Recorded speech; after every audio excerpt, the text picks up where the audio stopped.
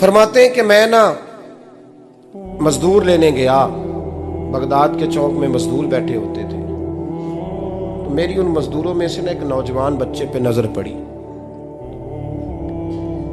बड़ा कमजोर सा वजूद था, लेकिन चेहरे पर इबादत का निशान था। माथा बताता था कि नमाज का बड़ा ख्याल रखता है। मैं उसके करीब गया। चेहरे भी बड़ा कुछ बताते हैं ना, चेहरों में भी बड़ी रानाई होती है। फरमाते हैं मैं करीब गया, मैंने उसको कहा बेटे मजदूरी करोगे? तो कहने लगा मजदूरों में बैठा हूँ तो हुजूर मजदूरी के लिए ही तो बैठा हूँ। तो मैंने कहा कि चलो फिर। कहने लगा नहीं मेरी कुछ शर्तें। मैंने कहा बताओ। कहने लगा पहली शर्त यह है कि लोग 4 दिनार दिहाड़ी लेते हैं, मैं 3 दिनार लूँगा। मैंने कहा यार भाई तो बड़ी बेहतरीन है, बाकी भी इस तरह की रख ले। उसने कहा हुजूर दूसरी शर्त यह है कि मैं आपकी मुकम्मल बात मानूंगा, लेकिन जब अजान हो जाएगी फिर आपकी नहीं सुनूंगा। तीसरी बात उसने ये की कि हुजूर मैं आपके घर में काम करूंगा पर आपके किसी सवाल का जवाब नहीं दूंगा। कहते मैंने कहा यार तू बड़ा अजीब है, शर्तें तो मालिकों की होती हैं। कहने लगा जी बहरहाल मैं शर्तें लगा के जाता हूँ। फरमाते मैं उसे घर ले आया, काम मैंने उसको बताया, तो जो काम मजदूर सारे दिन में करता है ना उसने 2 घंटे में ही कर दिया। हमारे मजदूर सिगरेट पीने में भी तो आधा घंटा लगाते हैं, वो चाय पीने जाएं तो पौना घंटा वहां। उनको भी तो दयानतदारी करनी चाहिए कि नहीं करनी चाहिए? ने मुआहदा किया है ना जी, तो पूरा उतरना चाहिए ना। कहते 2 घंटे में। अब काम जब बंदा शुरू कराता है तो काम और निकल आता है। कहते काम मैंने उसको और बता दिया, वो करने लगा। उसने मिट्टी निकाल के रखी थी बाहर रास्ते में, तो अजान हो गई जोर की। उसने वहीं कुदाल छोड़ी कही और चलने लगा। तो मेरा बेटा कहने लगा इसको जरा बराबर कर दो। कहने लगे चुप कर जा, तेरे बाप से बात हुई थी, जब अजान होती है तो मैं किसी और की नहीं सुनता, सिर्फ अल्लाह रसूल की सुनता हूँ। कहते मस्जिद चला गया, नमाज पढ़ के आया तो दोपहर का वक्त था। मेरी बीबी कहने लगी इसको को खाना खा ले। कहते हमने कहा खाना खा लो, तो कहने लगा मैंने रोज़ा रखा हुआ, रमज़ान भी नहीं था, नफली रोज़ा रखा हुआ। फरमाते हैं शाम हुई, मैंने 3 दिनार दिए। तो मैंने कहा तेरा नाम क्या है? कहने लगा मैंने आपसे कहा था मैं किसी सवाल का जवाब नहीं दूंगा। कहते वो चला गया। अगले दिन मैं फिर लेने गया उसे, काम कुछ और निकल आए। तो लोगों ने बताया वो सिर्फ हफ्ते वाले दिन आता है। मैंने कहा क्यों? कहने लगे जी वो कहता है मेरा हफ्ते का खर्चा 3 दिनार है, जब 3 दिनार कमा लेता हूँ तो बाकी सारा टाइम अल्लाह रसूल की जिक्र में गुजार दिया करता हूँ।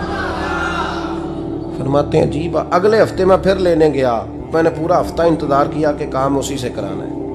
मैं जब गया तो मैंने कहा चलो। कहने लगा मेरी शर्तें याद है ना? और मैंने कहा याद है भाई साथ चल। फरमाते हैं काम कराया, 2-3 हफ्ते वो आता रहा। एक हफ्ते में गया तो लोगों ने कहा हुजूर आज नहीं आया।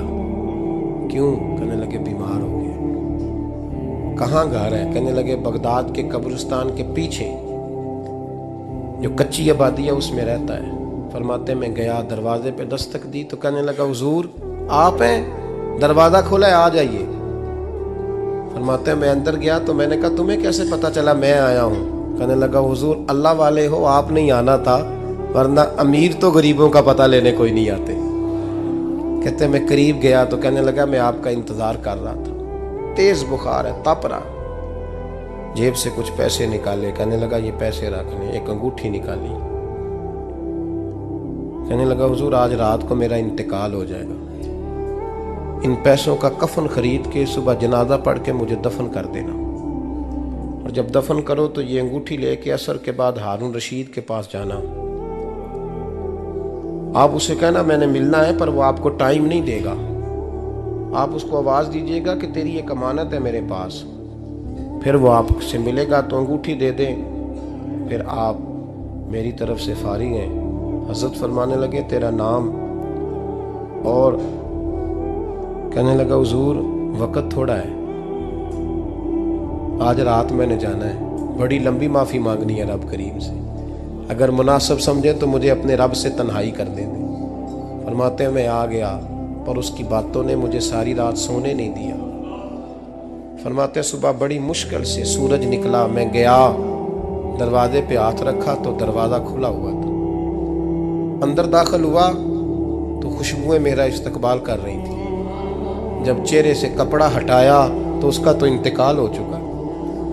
इंतकाल हो चुका है, ऐसे है जैसे किसी का दीदार करके सोया।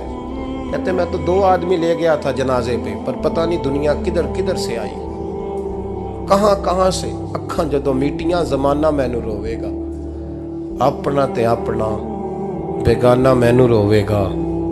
फरमाते हैं मैं तो 2 बंदे ले गया था, पर पता नहीं मखलूक कहां कहां से आई।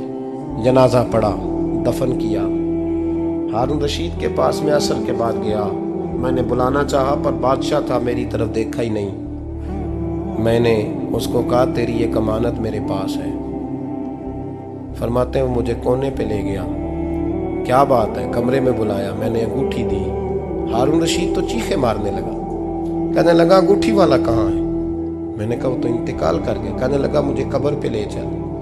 कहते मैं कब्र पे लाया तो वो लेट गया, तड़प के रोने लगा। मैंने कहा मेरा कलेजा फट जाएगा, ना उसने कुछ बताया ना तूने बताया, ये कौन था?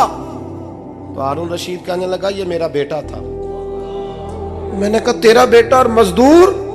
कहने लगा हुजूर ये हजरत दाऊद ताई के पास बैठा करता था, उनका मुरीद था, मुझे रोज कहता था अब्बा तूने बड़ी दुनिया इकट्ठी कर ली है, मरते वक्त तुझसे टांगे समेटी नहीं जाएंगी, इतना हिसाब नहीं तू दे सकेगा। मैं इसको समझा देता, इसकी अम्मा समझा देती। ये रोज हमें कहता छोड़ दो, आ जाओ अल्लाह रसूल की बारगाह में झुक जाएं। हम समझ। एक दिन ये चला गया, कहने लगा फिर तुम्हारा रास्ता और है और मेरा रास्ता और है। ये सोने की अंगूठी गलती से इसके पास रह गई, गलती से हीरे की अंगूठी चली गई। कहने लगा देखो मेरे बेटे ने आज वो भी वापस कर दी है। फिर तड़प के कहने लगा हारून रशीद था तो ये मेरा बेटा, पर मेरा मुर्शद निकला, मेरा पीर निकला। भाई जिंदगी तो बड़ी थोड़ी है ना। बाबा साहब ने कहा था उठ फरीदा सुत्या, और दाढ़ी आ गया पूर, अग्गा नेड़े आ गया, पिछा रह गया दूर। उठ फरीदा सुत्या खलकत वेखन जा, मते कोई मिल जाई बख्शिया ते तू ही बख्शिया जा। उठ फरीदा सुत्या झाड़ू दे मसीत, तू सुते रब जागदा, तेरी डाडे नाल परीत। मेरा रब हमें भी अपनी बारगाह में कबूल फरमा।